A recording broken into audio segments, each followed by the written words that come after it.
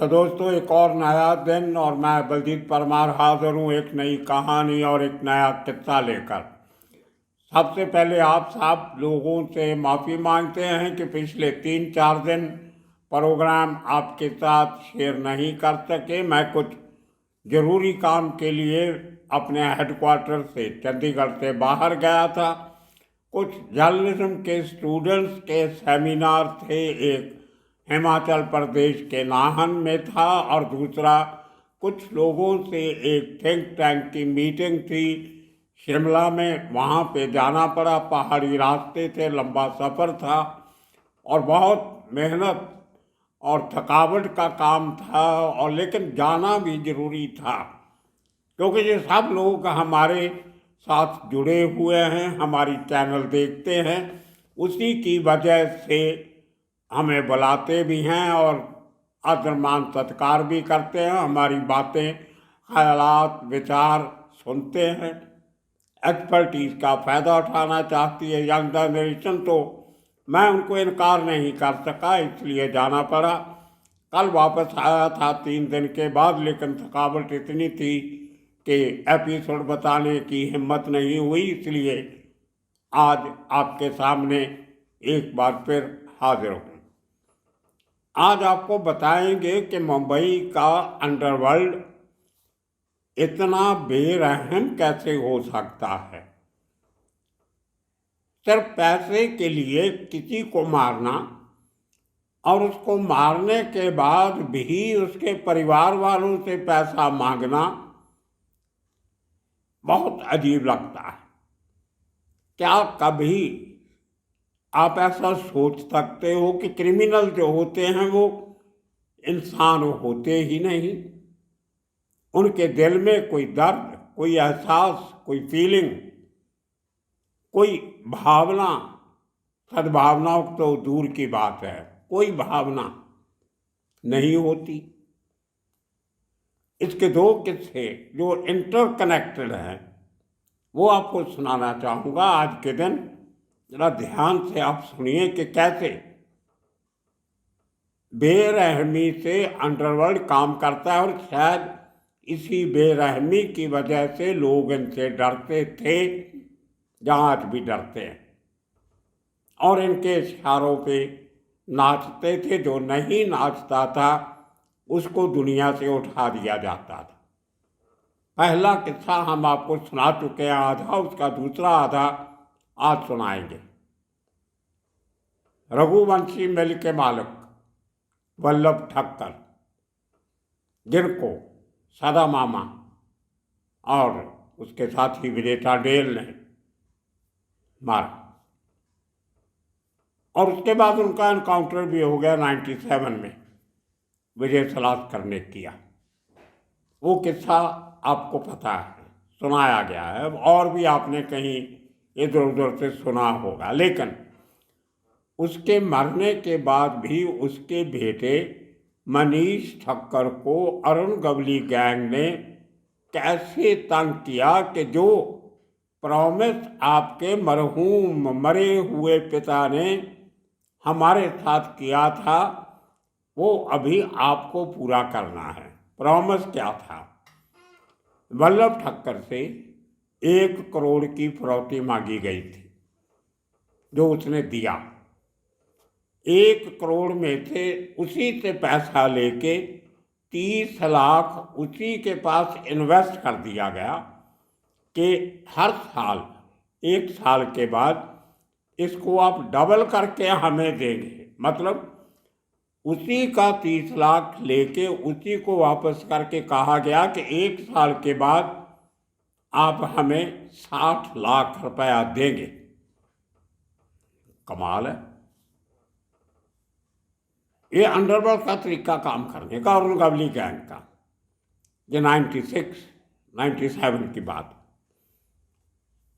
लेकिन उस आदमी ने 1 साल के बाद, क्योंकि उसकी फैक्ट्री कारखाना रघुवंशी मिल बंद हो चुकी थी, जो BIFR के नीचे, जो ब्यूरो ऑफ इंडस्ट्रियल रिकंस्ट्रक्शन, उसके नीचे उसने पैसा लेके नए तरह से फैक्ट्री शुरू कर रहा था, तकलीफ में था। तो वो 30 लाख के 60 लाख नहीं दे सका था एक साल में, इसलिए उसको मार दिया गया। उसी की गाड़ी में बैठ के ये दोनों तक, विजय टांडल और सदा मामा, ये बैठ के उसको पीछे बैठ के गोलियां मार देते हैं और वो आदमी हॉस्पिटल पहुंचने के पहले मर जाता है। उसके बाद उसका बेटा मनीष ठक्कर, उसको टारगेट किया जाता कि अब तुम्हारा बाप तो मर गया, वो 60 लाख रुपया अभी आपको देना है, और अभी जो ये साल पूरा होगा उसका भी जो बनेगा वो भी आपको देना होगा, जो आपने इतना लेट किया। आप बिजनेसमैन हो, आपके बाप ने हमारे साथ एक बिजनेस किया था, उस बिजनेस के हिसाब से हमने उसको 30 लाख दिया था।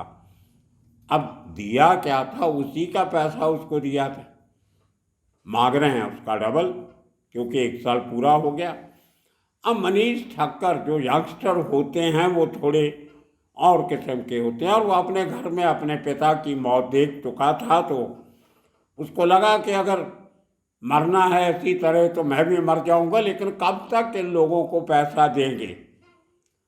लेकिन बाई द टाइम जब ये इतना शोर शराबा हंगामा हुआ, शिवसेना की सरकार थी, मनोहर जोशी मुख्यमंत्री थे, गोपीनाथ मुंडे बीजेपी के उप मुख्यमंत्री और होम मिनिस्टर थे, तो बिजनेस लॉबी का बहुत बड़ा प्रेशर था, बिल्कुल उसी तरह का जिस तरह का थोड़ा समय पहले सुनीत खटाऊ मिल के मालिक को जिस तरह मारा गया था, और उसका बदला लेने के लिए अमर नायक का एनकाउंटर किया गया था।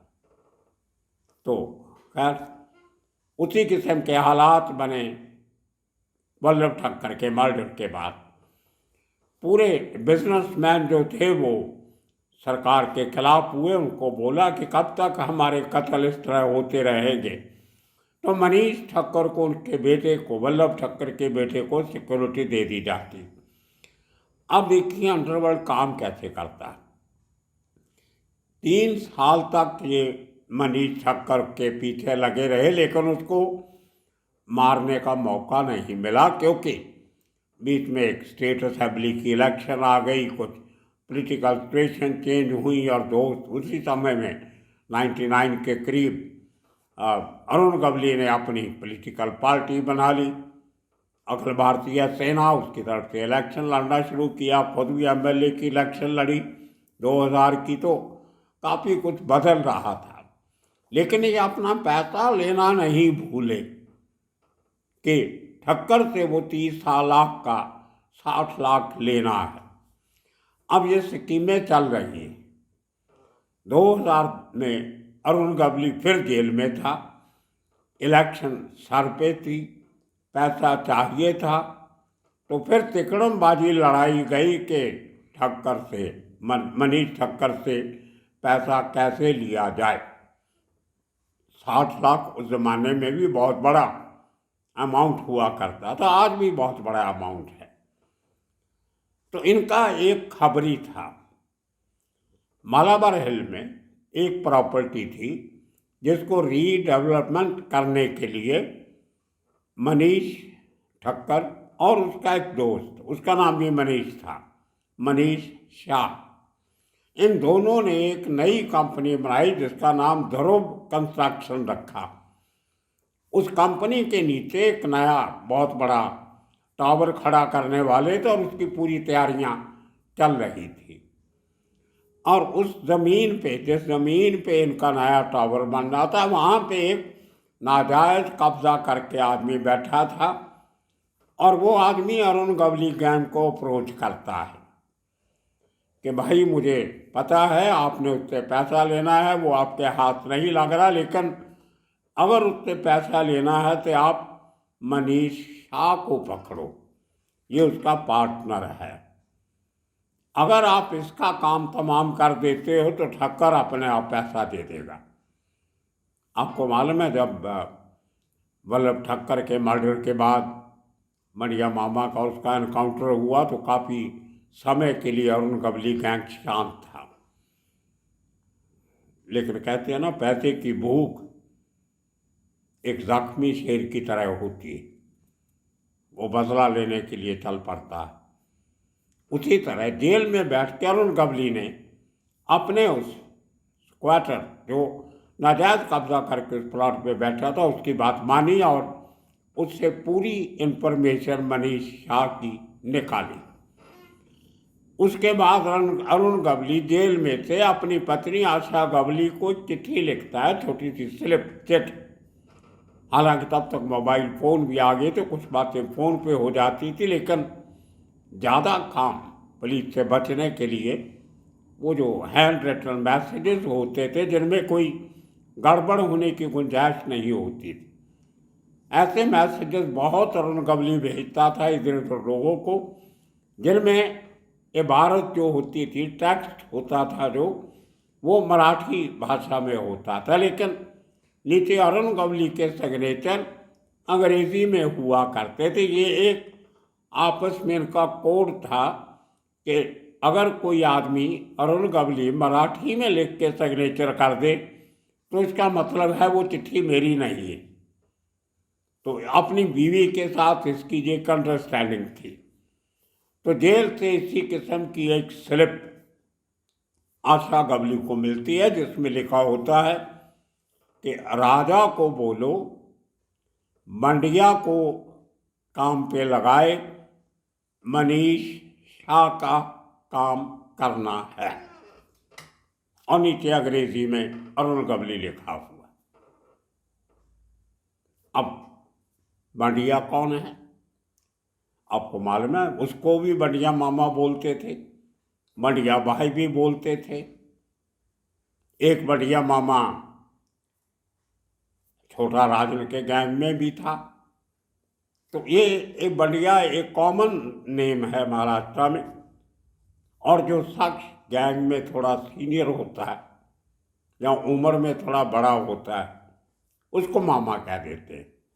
तो ये मामा जो था बढ़िया मामा, ये अरुण गवली गैंग में भी था, उसका नाम था संतोष आदि विलेकर। तो ये बढ़िया भाई को आशा गवली ने, राजा कौन है उसका भी मैंने पता नहीं किया, तो राजा ने ये बढ़िया भाई को आशा गवली से मिला दिया। उसने उसको मैसेज दे दिया कि ये काम करना है। 3 आदमी और ये बढ़िया अपने साथ लेता है, संतोष बढ़िया और मनीष की पूरा उसका रैकी करके देख के कब आता है, कब जाता है, कहाँ नहीं जाता है, उस काम पे लग जाता है। और एक दिन मालाबार हिल पे उसको गोलियां मार के मर्डर कर दिया जाता। उसके बाद फिर हो हल्ला होता है। ये बात 2000 एंड या 2001 के शुरू के समय की है।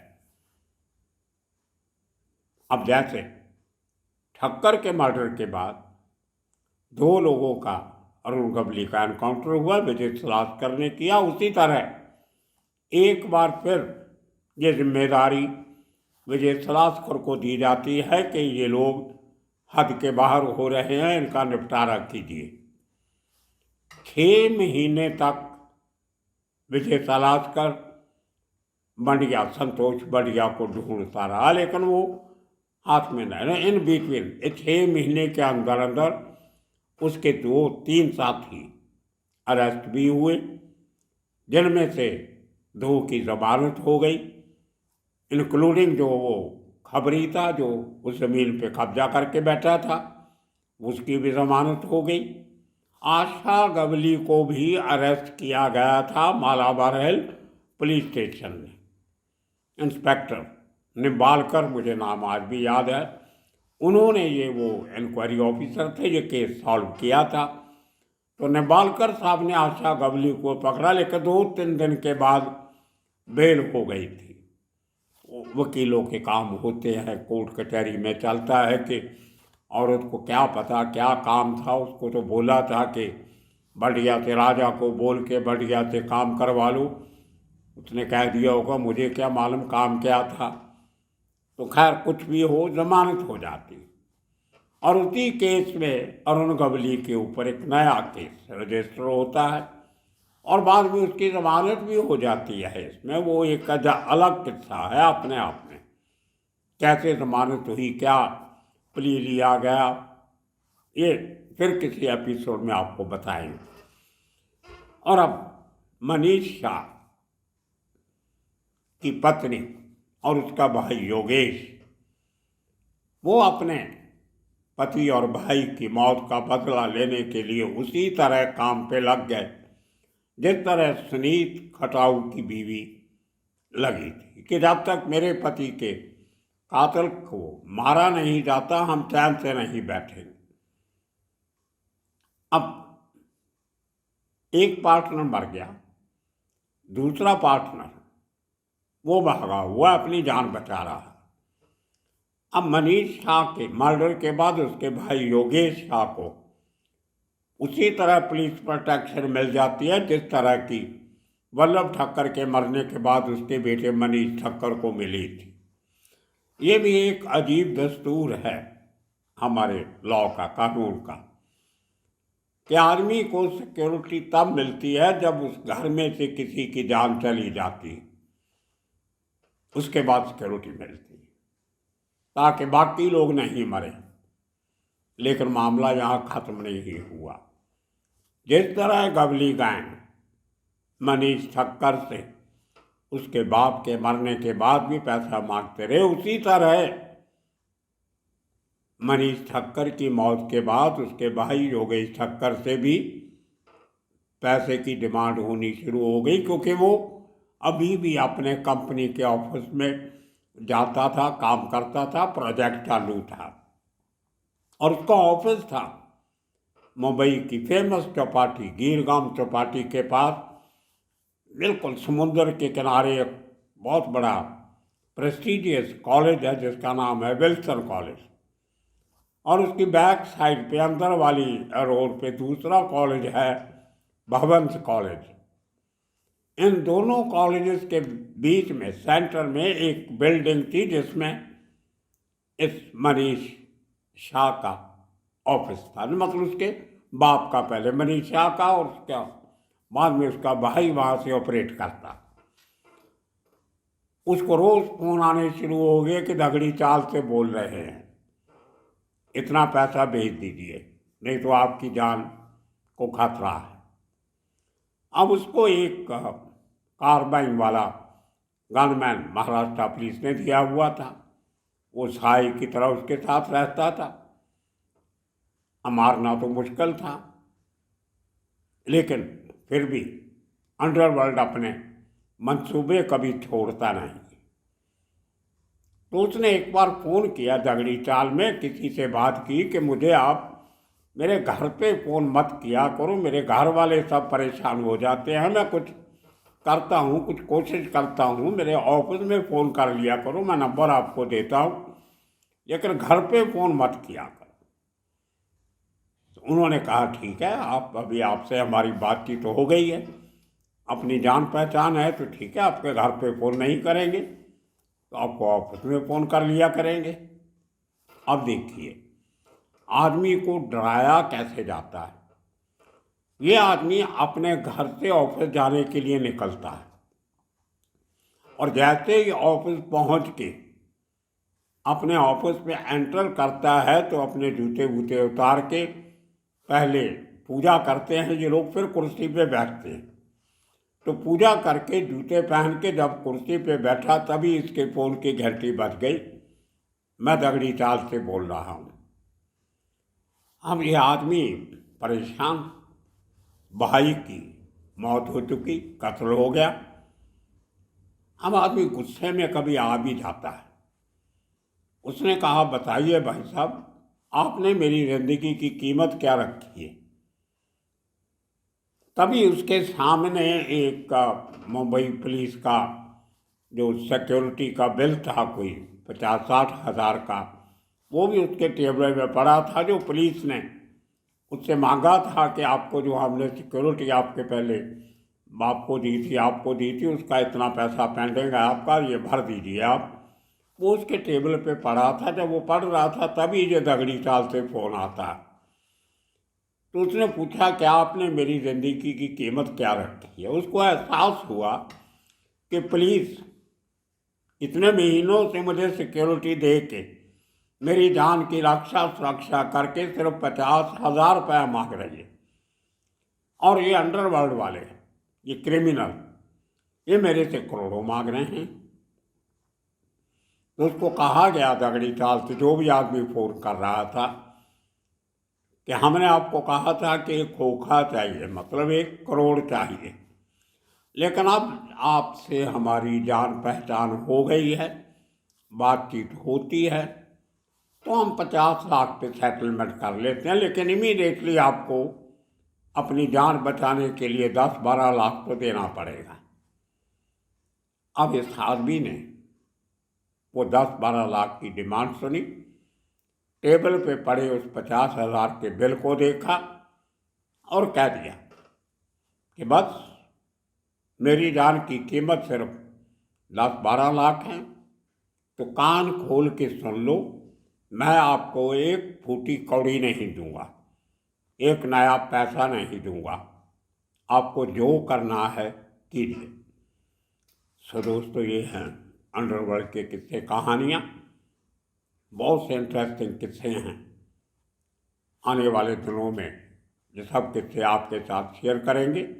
तब तक के लिए आप सबका बहुत बहुत शुक्रिया, धन्यवाद।